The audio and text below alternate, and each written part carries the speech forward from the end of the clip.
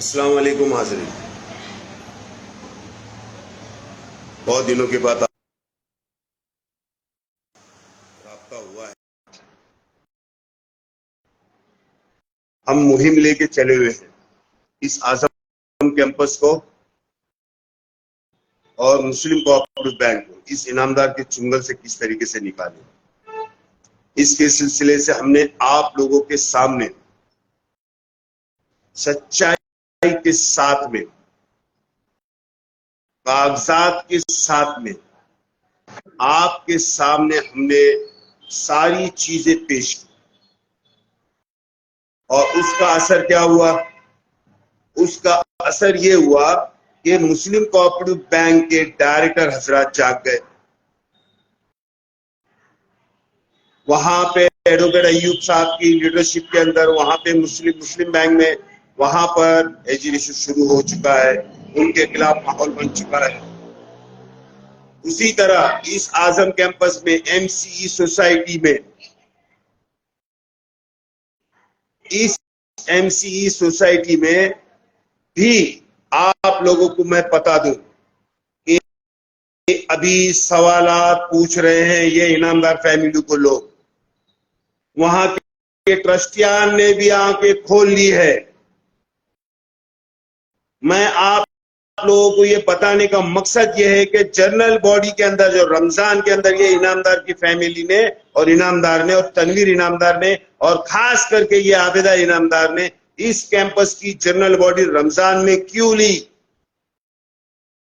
उसके पीछे आप लोगों को हमने वार वार हमेशा बताया हुआ है कि क्यों ली इन्होंने रमजान के अंदर। इनको ये लगा था कि पूना के शहरी कानून की इनको मालूमात नहीं और रमजान के बहाने से ये लोग सुस्त रहते हैं, रमजान में सो जाते हैं। बोर्ड सुबह सुबह 10 बजे कौन आएगा, कौन बोर्ड की मीटिंग में, जनरल बॉडी की मीटिंग में कौन आएगा और हम हमारा काम करवा के ले लेंगे। क्या काम करवा के लेने की जनरल बॉडी के अंदर इनको सबसे ज्यादा पेश आई?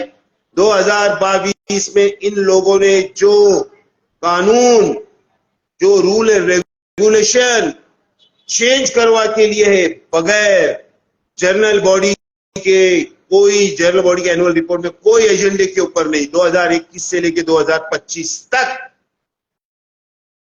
एक भी एजेंडे के अंदर इनकी जनरल बॉडी एनुअल रिपोर्ट के अंदर एजेंडे के ऊपर एक भी 2022 का ये अमेंडमेंट इन लोगों ने इसमें एजेंडे के ऊपर नहीं लाया।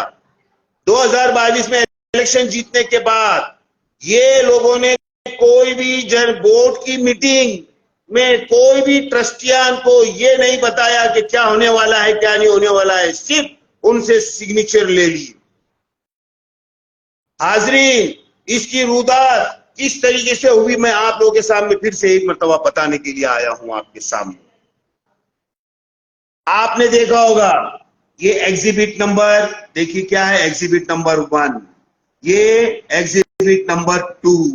एग्जिबिट नंबर 1 के अंदर आप अगर देखेंगे देखो यहां पर एडवोकेट एएस इनामदार, ये कौन है? अताउल्लाह शब्बीर इनामदार, जो इनामदार का भतीजा है। ये किसका वकील था चेयरमैन कमिश्नर के अंदर? ये एग्जिबिट नंबर 1 और 2 जब एग्जिबिट नंबर 1 डाला गया था, सॉरी एग्जिबिट नंबर 2 डाला गया था, तो उनका वकील कौन था? हाजरीन, आप लोग को मालूम होना चाहिए ये पी इनामदार का भतीजा है। ये अताउल्लाह शब्बीर इनामदार अपने आप को बहुत बड़ा चाणक्य समझता है। इसने ये जो बंदे हैं, ये अजीम और ये पीरजादे, ये भी एडवोकेट ही है, स्कूल के मेंबर है। इनकी तरफ से लड़ने वाला, केस लड़ने वाला कौन सा बंदा? इनामदार का भतीजा। किसका नाम है उसका? एडवोकेट अताउल्लाह। एग्जिबिट नंबर 1 2 दाखिल किया गया। फिर एग्जिबिट नंबर 1 के अंदर चेयरमैन कमिश्नर ने देखिए, चेयरमैन कमिश्नर ने ये ऑर्डर देगी। अब ये ऑर्डर केस किस तरीके से लड़ा गया मैं आप लोग को बताना चाहता हूं।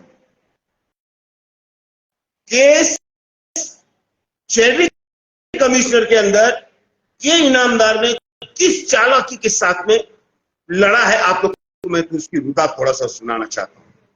सबसे पहले ये अताउल्लाह ने, ये जो अजीम और ये पीरजादे हैं, ये एडवोकेट पीरजादे जो मोबस होटल के अंदर सिक्के मारते हैं, ये वहां पर बैठ के सैयद वकील साहब है, उनके भतीजे या भांजे कोई नहीं, खड़की में रहता है, पिंपे कोंडवा में रहता है। इनको वहां पर पार्टी बना के खड़ा किया गया। किसके थ्रू किया गया? अताउल्लाह। कौन अताउल्लाह? ये इनामदार का भतीजा अताउल्लाह इनामदार। इसने इन लोगों के जरिए से इस टेरिटरी कमिश्नर के अंदर एग्जिबिट नंबर 2 दाखिल करवाया कि हमको ये रूल एंड रेगुलेशन जो 1948 के हैं ये मान्य नहीं है।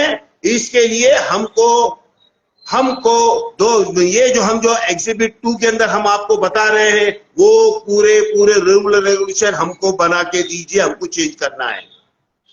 अब सोचिए, अभी आपको मैं बताना चाहता हूं, उसमें इन्होंने पार्टी किसको बनाया था? ये अताउल्लाह ने बनाया था। याद रखिएगा, अताउल्लाह इनामदार का भांजा, भतीजा। इसने किसके किए? देखो, ये दो लोगों के वकील के साथ साथ में इसने वर्सेस किसके डाला? Maharashtra cosmopolitan education society. और सोसाइटी के मेंबरान कौन कौन? इनामदार, आबिदा इनामदार, प्रोफेसर इरफान, जिसकी साइन इस एग्जिबिट के, देखो देख लीजिए, इसकी साइन सेक्रेटरी करके, एमसी सोसाइटी का सेक्रेटरी करके रखा हुआ है। मतलब इसको ये हर चीज की मालूमात थी। कुरैशी हाजी कदीर, ये एड़ा बन के पेड़ा खाने वाला ये हाजी कदीर कुरैशी, याद रखिएगा। फिर उसके साथ ये प्रोफेसर मुजफ्फर। ये कौन सा मुजफ्फर है? जिसने पूना कॉलेज के अंदर प्रिंसिपल बन के पूना कॉलेज को लूटा हुआ है, और उसके बाद इस कैंपस को लूटने के लिए इनामदार के साथ में रह के उसको इसने, इनामदार ने इसको कैंपस में भी लिया और यूनानी मेडिकल कॉलेज में भी लिया। क्यों लिया आप समझो? क्योंकि ये करप्ट इंसान पूना कॉलेज के प्रिंसिपल रहने, प्रोफेसर था, वहां पे प्रिंसिपल हो गया। ये प्रोफेसर मुजफ्फर, जिसका काम सिर्फ और सिर्फ करप्शन करना था, वो यहाँ पर इनामदार को पूरी मदद करता है। इसके वास्ते ये मुजफ्फर सर को यहाँ पर कैंपस में भी लिया, एमसी सोसाइटी में लिया गया और एमएमईआरसी यूनानी मेडिकल कॉलेज में भी लिया गया। उसके बाद अली इनामदार का भाई। फिर उसके बाद ये मोहम्मद हनीफ शेख, ये एरोडे का मोहम्मद हनीफ शेख साहब, ये इस कैंपस के अंदर अभी तक करोड़ों रुपए बना चुके हैं। इस कैंपस के अंदर काम कर रहे हैं, कोई प्रॉब्लम नहीं है। हनीफ साहब हर साल उम्रा को जाते हैं, हज को जाते हैं फैमिली के साथ में। किसके दम पे? इस कैंपस के अंदर काम करके वहां से पैसे उगाकर, और किस तरीके से पैसे उगाए जाते हैं, अगर आपको इसकी रुदा सुननी है तो आप यहाँ के ट्रस्टियान और यहाँ के जो स्टाफ है, इस कैंपस के अंदर के जो स्टाफ है, उनसे आप पूछ सकते हैं कि ये हनीफ यहाँ पर किस तरीके से पैसे बनाता है। इस कैंपस के अंदर इसका लड़का यहाँ पे ये ट्रस्टी है, उसके बावजूद भी इसका लड़का इस कैंपस के अंदर प्रोफेसर गिरी करता है और पैसे लेता है। रूल एंड रेगुलेशन के हिसाब से 1948 के तहत कोई अगर ट्रस्टी होता है तो उसका कोई घर वाला, खून का रिलेशन वाला इस कैंपस के अंदर पढ़ाई नौकरी नहीं कर सकता। उसके बावजूद भी पीए इनामदार ने इसके लड़के को इस कैंपस के अंदर प्रोफेसर गिरी करके उसको पैसे दिए, रूल एंड रेगुलेशन की धज्जियां उड़ाई, और हनीफ साहब भी यहाँ पर बड़े मजे से हर साल उम्रा को जाते हैं इस कैंपस के अंदर काम करके प्रॉफिट के पैसे से। मेरी हनीफ साहब से गुजारिश है, अल्लाह ताला ने आपको यहाँ पर दिया, अगर ये कैंपस रहेगा ना तो आगे भी आप कुछ कर सकेंगे यहाँ पर। अगर ये कैंपस ही नहीं रहेगा ना तो कुछ नहीं कर पाएंगे आप। ये हनीफ साहब। फिर उसके बाद बदरुद्दीन खड़की वाले बदरुद्दीन से मेरी गुजारिश है, बच के रहो। ये मुनव्वर तुम्हारे खिलाफ यहाँ पर तुम्हारे लिए माहौल बनाने का काम कर करके आपको यहाँ पर बदनाम करके आपको यहां से कैंपस से निकालने के लिए ये इनामदार और अलीम अशरफी और ये मुनव्वर आपके खिलाफ काम कर रहे हैं। उसके बाद शेख मशकूर अहमद रविवार पेट से ताल्लुक रखते हैं, शुक्रवार पेट से। ये एक है भी अब्बास भाई, जिसके बारे में हमने आपको हमेशा बताया हुआ है कि वड़गांव श्री की स्कूल के अंदर इन्होंने क्या खेल खेला। ये सब ट्रस्टियान के नाम मैं आपको इसके वास्ते बताना चाह रहा हूं कि इनको ये अताउल्लाह ने पार्टी बनाया हुआ है। कादर अफजल कादर खान जो क्लासिक कंस्ट्रक्शन के अंदर काम करते हैं, जो शब्बीर ये अब्बास भाई के साले साहब हैं, साबिर साहब तोप खाने वाले, इनका भी माशाल्लाह यहाँ पर अच्छी तरीके से काम चल रहा है। फिर ये सिकंदर पटेल साहब, ये इनामदार के एकदम फैमिली मेंबर।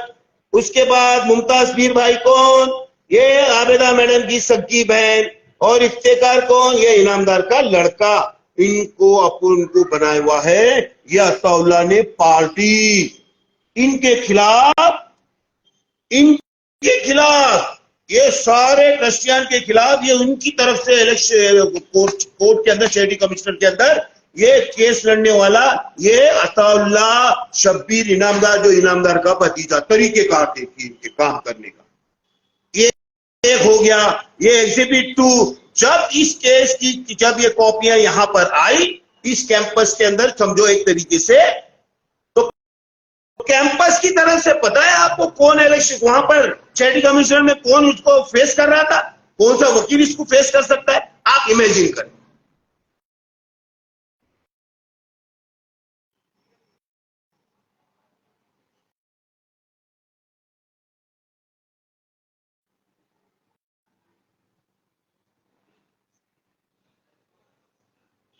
आप सोचे,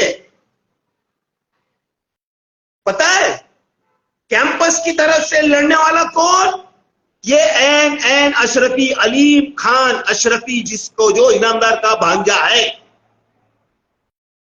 जब से ये बैंक के अंदर आया हुआ है, जब से इनामदार इस बैंक के अंदर आया हुआ है, बैंक का पूरा लीगल, पूरा मॉर्गेज, पूरा हर चीज का मामला, लोन डिस्बर्स करने का मामला वो वकील के थ्रू अगर कोई करता है तो वो एन अशरफी करता है। सोचिए इसने अभी तक इस मुस्लिम कोऑपरेटिव बैंक के अंदर कितने लाखों रुपए बनाए हैं लोगों को बेवकूफ बनाकर। इसको ये इनामदार ने एक भतीजे को खड़े करा, एक भांजे को खड़े करा, नूरा कुश्ती लड़कर ये इनामदार के भतीजे और भांजे ने इस कैंपस के 1948 के रूल एंड रेगुलेशन को चेंज करवाया। किस तरीके से, ये शब्बीर इनामदार का लड़का जो है, इसने यहां पे बोला हमको ये चेंज करवा के मांगता है। और